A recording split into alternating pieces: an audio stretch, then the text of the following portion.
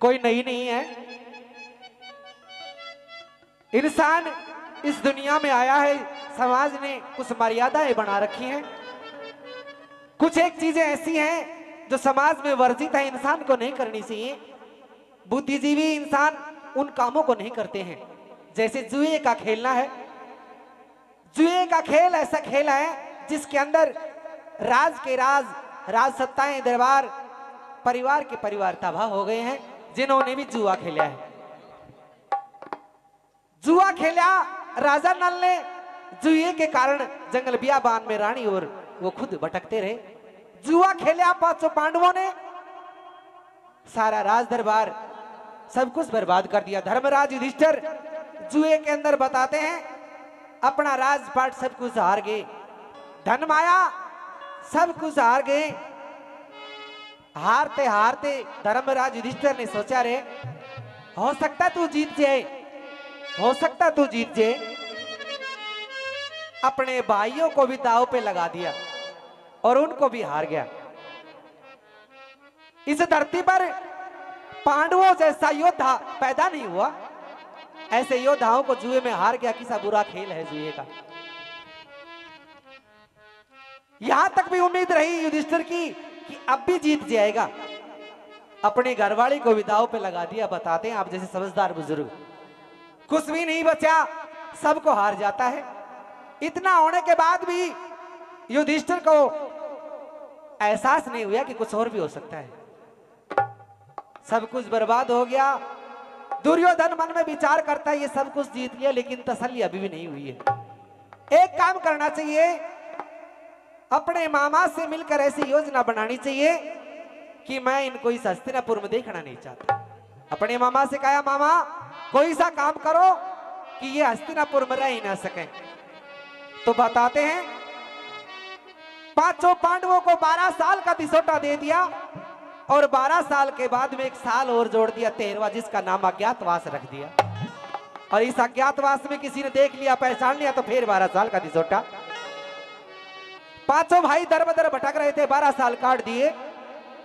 और जब 13वां साल शुरू होना था, 1 महीना पहले ही, बताते हैं राजस्थान में यहां पावटा के पास में एक वैराट नगर है। यहां के जंगलों में गुजर बसर कर रहे थे। धूम ऋषि का आश्रम था। आश्रम में महात्मा से कहने लगे युधिष्ठिर कि महात्मा जी, हमने लगभग 12 साल पूरे कर लिए और 1 साल बाकी है, वो हमारा हमें छुप के गुजारना, कोई सा तरीका बता दीजिए जिससे हमारा ये साल आराम से निकल जाए। तो महात्मा ने बताया कि भाई एक काम करो, पास में ये वैराट नगर है, यहाँ का राजा कमल नयन बड़ा दयालु है, बहुत बड़ा राज दरबार है। राजा के जाओ, अपना भेष बदल लो, नाम बदल लो और जाके नौकरी करो। उसके नौकर बन के नौकरी करो 1 साल तक। साल तुम्हारा पूरा हो जाए, वापिस हस्तिनापुर चले जाना। सबसे पहले धर्मराज युधिष्ठिर कंक के नाम से राजा के दरबार में पेश हो गया। राजा को जुआ खिलाने का काम ले लिया। अर्जुन को 1 साल का श्राप था कि ना तो मर्द रहेगा ना औरत रहेगा। हिजड़े के रूप में वरहला के नाम से राजा की एक लड़की थी उत्तरा कुमारी, उसको नाच गाना सिखाने का काम ले लिया। छोटे भाई नकुल और सहदेव भी चले गए। जिसके सैकड़ों दासी बांधी हुआ करती द्रौपदी का, आज वो द्रौपदी भी रानी की दासी बन के चली जाती है, दासी बने का काम करती है। अब रह गया एक अकेला भीम। भीम बड़ा अनाड़ी आदमी था। कहने लगा महाराज से कि महाराज मैंने न्यू बता दो, मना क्या काम करना चाहिए, काम बताओ तो ऐसा बताइयो कि मेरा पेट गुजारा हो जाए, मैं रोटी बहुत ज्यादा खाया करूं। तो धूम ऋषि ने कहा कि भाई भीम एक काम करे, तू राजा का रसोईया बन के चला जा, भंडार में रहेगा, सारा खाना तेरे पास रहेगा, जितना चाहे जब चाहे उतना खाया करिए। तो भीम ने बड़ा भेष बदला और बल्लभ के नाम से राजा के दरबार में पेश हो गया। कहने लगा महाराज मैंने आपका नाम दूर दूर तक सुना है, बहुत बड़ा राज दरबार है आपका, मैं तो एक बेरोजगार आदमी हूं, मुझे नौकरी चाहिए। राजा कमल नयन कहने लगा अरे नौजवान क्या काम जानता है तू, क्या कलाकारी है तेरे अंदर, क्या रुजमा है। भीम कहने लगा महाराज रोटी बनानी जानता हूं। कैसी रोटी बनानी जानता है? तो लीजिए महाराज मैं कैसी खाना बनाना जानता हूं, किस तरह से। और ये रघुवीर सन ऑफ अमीचंद हमारी पार्टी का हम 500 रुपए से मान सम्मान करते हैं। बहुत बहुत धन्यवाद जी, धन्यवाद। नीति का राज बताया और फौज बताई भारी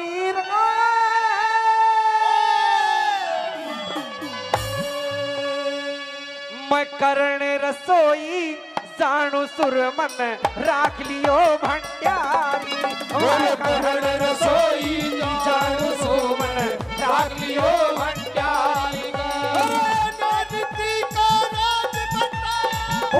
बताई भारी कर्ण रसोई जानू सुरमन राख लियो भंडारी अरे कर्ण रसोई जानू सुरमन राख लियो भंडारी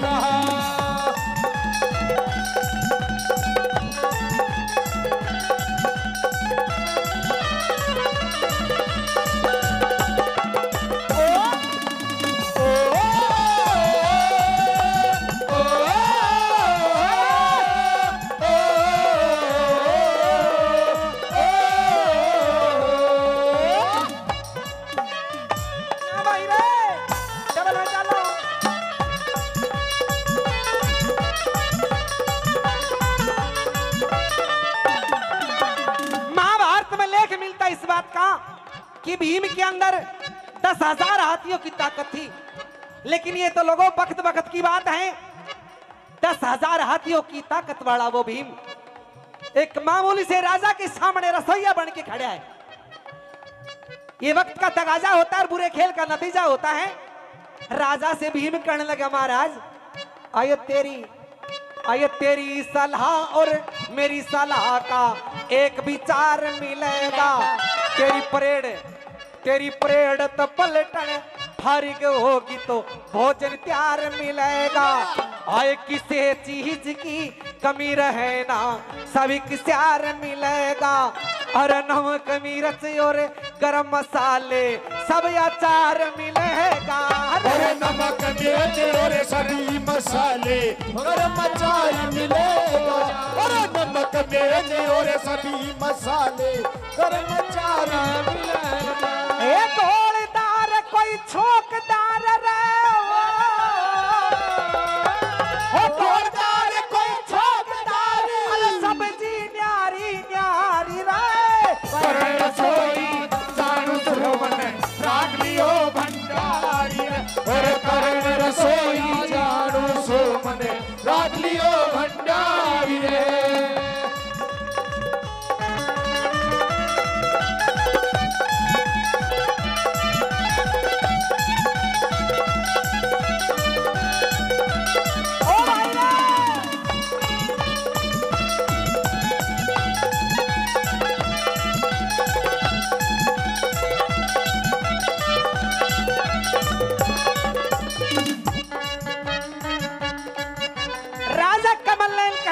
नौजवान क्या बताया? भीम कहने लगा, महाराज आलू के पराठे बनवाओ, गोभी के बनवाओ, बथुआ के बनवाओ, मेथी के बनवाओ, गोभी के पकोड़े बनवाओ, महाराज किसी भी दाल सब्जी बनवाओ, हर प्रकार का खाना बनाना जानता। हाँ साटी का बना देता हूँ। जब बात ये कही भीम ने तो राजा कमल नयन सोचने लगा, रे देख तो लेना चाहिए, पूछ तो लेना चाहिए कि कहीं और भी करके आया कि नहीं। अरे नौजवान, यहां से पहले कहीं और भी काम करता था, कोई एक्सपीरियंस है क्या? अगर मारा ही चून बिगाड़ने खतरा है सा। अब भीम का भी दिमाग चकरा गया, मोटा दिमाग हो तो क्या करे। जिंदगी में कदे चकला बेलने का हाथ ही ना लगाया था, लेकिन ये तो वक्त की बात है, आज रसोईया बनना पड़ गया। भीम मन में विचार करे किसी दूसरे राजा का नाम लेगा, फौरन सैनिक भेज के पता करवा लेगा, फिर पकड़ा जाएगा पांचों भाई, फिर 12 साल का दिसोटा हो जाएगा। एक काम करते हैं, अपनों घर को नाम ले दिया सा, पांचों भाई तो उड़ी आ रहा सा, घरवाली भी गैल से, माँ से व चाचा के ठहरी से, कोई ससुरो बूझने जाएगा तो उल्टा ही आ जाएगा। राजा से कहने लगा, महाराज अब से पहले मैं जहां नौकरी करता था बड़े भले मानस थे, उन जैसा इंसान इस पृथ्वी पर नहीं है महाराज। तो भाई किसके नौकरी करा करता? अब से पहले मैं रहा पंडवों के चौकी टहल बजाई, और मेरे ऊपर मगन रहते वो पांचों पांडव भाई। अरे किसे चीज की कमी रही ना नहीं शिकायत आई, पर किसे बात पर मिला दी सोटा कल द्रौपदी जाई रे। और किसे बात पे मिला दी सोटा कल द्रौपदी जाई। और किसे बात पे मिला दी सोटा कल द्रौपदी आई रे। राम रूस क्या उन्हें बंद्या का, राम रूस क्या उन बंद्या का दिखता पड़ गई न्यारी रे। करण रसोई जान सुरमन राख लियो भंडारी रे। और करण रसोई जानो सुरमन राख लियो भंडारी रे।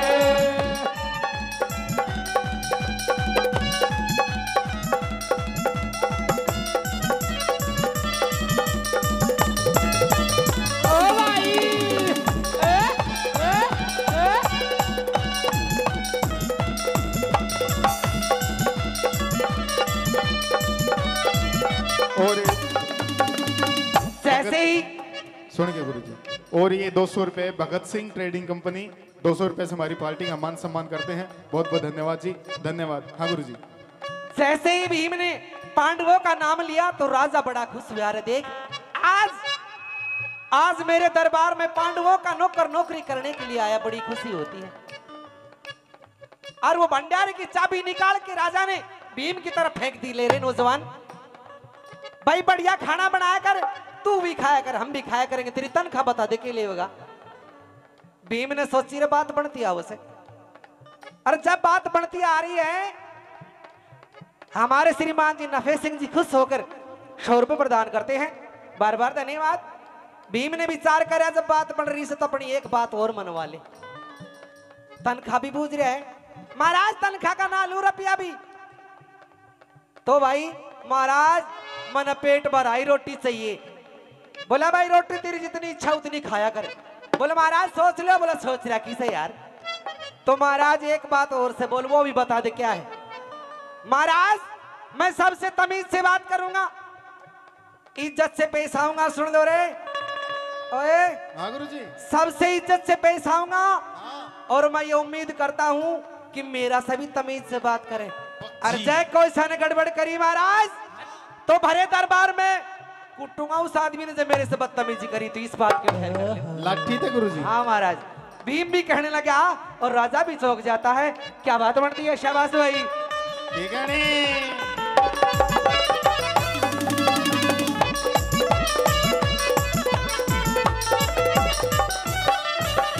ओ महाराज, आयत जिस कायदे तेरी पलटन चाल कायदे तय चालूंगा।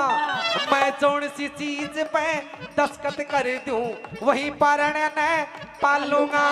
हाजी कहूं और हाजी कवाऊं इस रास्ते तेना हालूंगा। कहीं न ओछी मंदी कह दी तो मैं नहीं घाट घालूंगा रे। ओछी मंदी कह दी तो मैं नहीं घाट घालूंगा। ओछी मंदी कह दी तो मैं नहीं घाट घालूंगा। इज्जत सबकी एक बताई,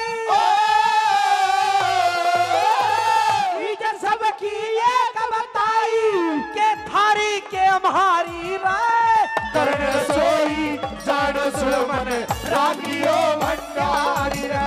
करण रसोई जानो सुरमन राख लियो भंडारी रे।